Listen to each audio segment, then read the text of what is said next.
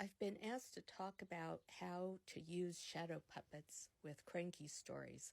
So I've put together a video that shows the behind-the-scenes setup and how to make a simple shadow puppet, ways to use shadow puppets in Cranky stories, how I store them, and artists who inspire me. For the setup, you need a darkened room, and of course you need a Cranky box and a scroll. That's a whole nother video. I'll show you how to do that. For a light source, I use a clamp light from the hardware store, $7, and I use an LED bulb. I find that gives a more diffuse light.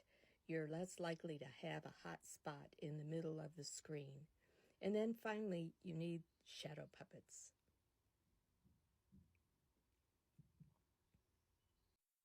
Here's one easy way to make a shadow puppet. So I cut these images with a cameo silhouette, but you could also print out black silhouette images from the internet, cut around those and use that. Now I cover it with clear packaging tape just to make it a bit stronger and so that it'll stay straight. Then I cut around the packaging tape.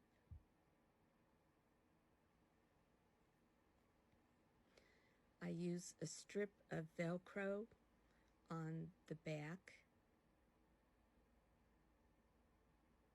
the loopy part, and then I put the fuzzy part on the end of a 12-inch wooden doll. And there you go. You have a simple shadow puppet. So here I am cranking with one hand and holding the shadow puppet with the other. That can work if it's a real simple story. I prefer to have one person cranking and one or even two people manipulating shadow puppets. Travel stories work well, such as a car driving down a barn quilt trail, or a train on the tracks, ships sailing, birds flying, chickens chickening, Bigfoot stumbling, and stationary scenes work well too, of course, such as this ghost ship disappearing. To store the shadow puppets, I store them in these 15-inch padded mailers, and it works really great. There's enough room for the shadow puppets and all the rods and any narrative notes, and it's all organized. I can just put it in my gig bag. And finally, I wanted to talk about artists who have inspired me. This is Catherine Fahey, a good friend. I have a whole page of her Crankies on my website, thecrankyfactory.com. And there she is again.